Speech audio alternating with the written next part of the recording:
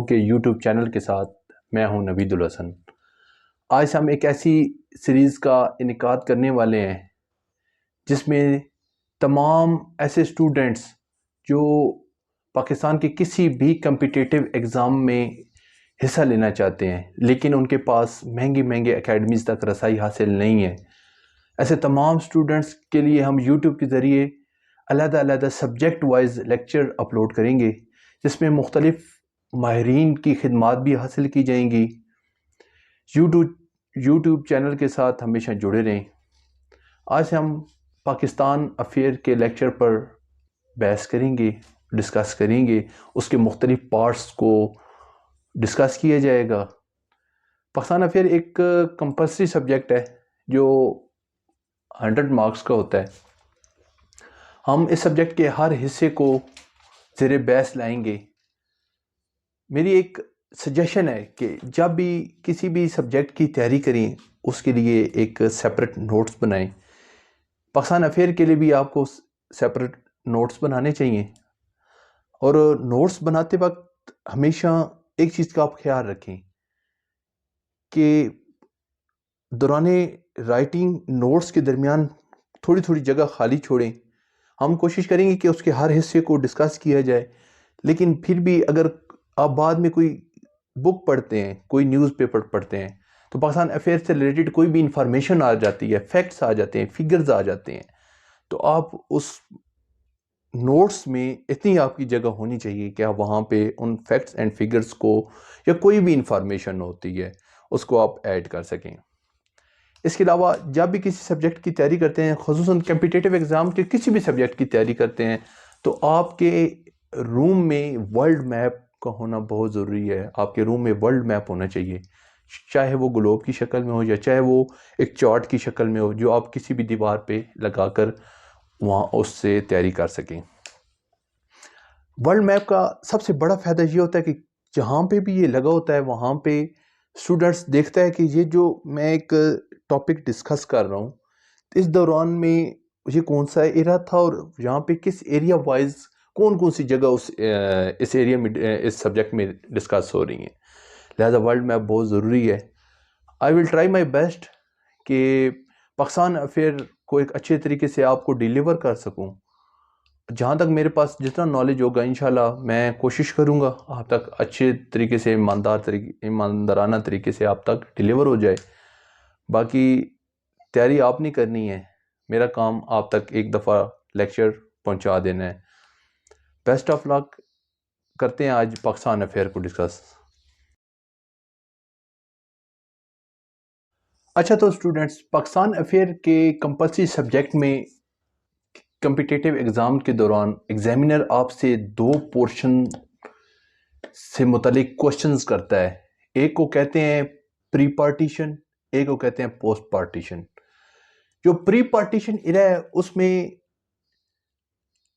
زیادہ تر جو کوشچننگ کی جاتی ہے وہ 1857 کی جنگ آزادی سے، جس کو وار آف انڈیپینڈنس کہتے ہیں، وہاں سے لے کر 1947 پارٹیشن آف انڈیا، وہاں تک اس کو پری پارٹیشن کا ایرا کہا جاتا ہے، اور ایگزامینر یہاں سے 1 2 3 سوال یہاں سے آپ سے پوچھتا ہے۔ اور باقی پوسٹ پارٹیشن 1947 سے ٹل ڈیٹ کوئی بھی کہیں سے بھی وہ کوشچن اٹھا کے آپ سے پوچھ سکتا ہے۔ سم ٹائم ایگزامینر اولیاء اللہ جو پری پارٹیشن جن کا اس سب کانٹیننٹ میں، جس کو برصغیر سب کانٹیننٹ کہا جاتا ہے، جہاں پہ ان کی اسلامی خدمات کو ڈسکس کرنے کے لیے ایگزامینر آپ سے ان سے متعلق کوشچن کر سکتا ہے۔ تو ہم ٹرائی کریں گے کہ پاکستان افیئر کو جہاں سے ایگزامینر ہم سے کہیں سے بھی کوشچن کر سکتا ہے، ہم ہر پارٹ کو ڈسکس کرنے کی کوشش کریں گے۔ فرسٹ آف آل آپ کو میں ایک بریف ہسٹری ویو دوں گا جس میں یہ سارا سفر کہاں سے شروع ہوا، کہاں تک آیا، برصغیر پاک و ہند کی جو انفارمیشن ہے اس سے متعلق آپ کو ساری نالج دوں گا۔ ایک ہم آج بریف ویو لیں گے پہلے کہ یہ ہسٹری کہاں سے شروع ہوئی، کہاں تک آئے. اس کے دوران سب سے پہلے جو ایرا ڈٹرمائن کیا جاتا ہے وہ ہے 712 عیسوی، جب محمد بن قاسم 17 سال کی عمر میں آیا تھا بر صغیر، ایز اے جنرل آیا تھا. اس نے بر صغیر کو فتح کیا. تو وہاں سے پاکستان افیئر کی تاریخ شروع ہوتی ہے. تو ایگزامنر نام بھی پوچھے، لیکن میں آپ کو ایک اوور ویو دوں گا تاکہ آپ کی نالج میں ہو، آپ کو پتہ ہو کہ یہ تاریخ کہاں سے شروع ہوئی، اور اس طرح ہم گریجولی آہستہ آہستہ تمام چیزوں کو ڈسکس کریں گے.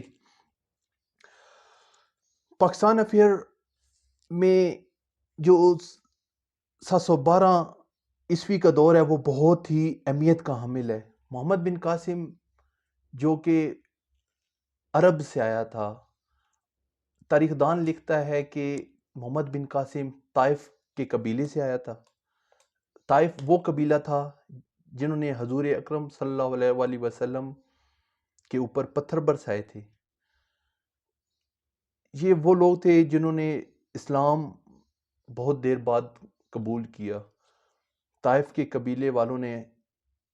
لیکن جب انہوں نے پتھر برسائے تو حضور اکرم صلی اللہ علیہ وآلہ وسلم نے ان کے لیے دعا کی کہ یا اللہ ان کو ہدایت کا ذریعہ بنا.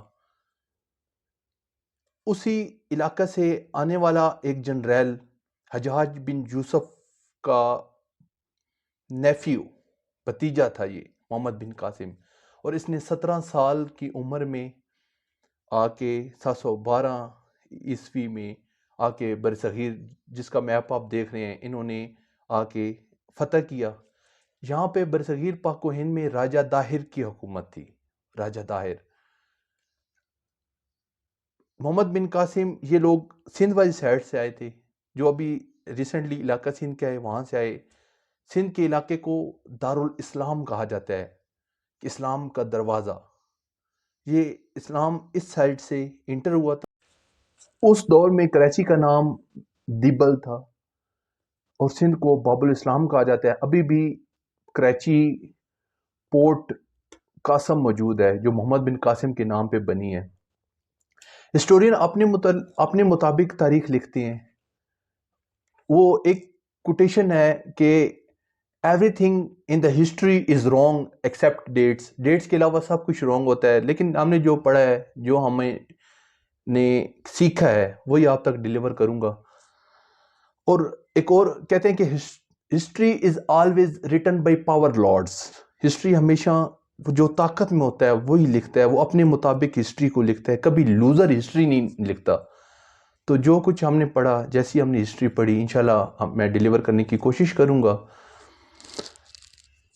محمد بن قاسم حجاج بن یوسف کا بھتیجا تھا. اس نے 17 سال کی عمر میں حملہ کیا. انہوں نے راجہ داہر کو شکست دی، اور یہ ہسٹورین لکھتے ہیں کہ ملتان تک یہ لوگ آئے تھے. انہوں نے، لیکن اس کے بعد محمد بن قاسم کی ڈیتھ ہو گئی. محمد بن قاسم کی ڈیتھ ہونے کے بعد دوبارہ بھیجے گئے رولر یہاں پر، لیکن کوئی اتنا خاص اثر رسوخ نہیں رہا ان کا. کافی ایریاز جو کہ مختلف قسم کے مذاہب کے قبضے میں تھے.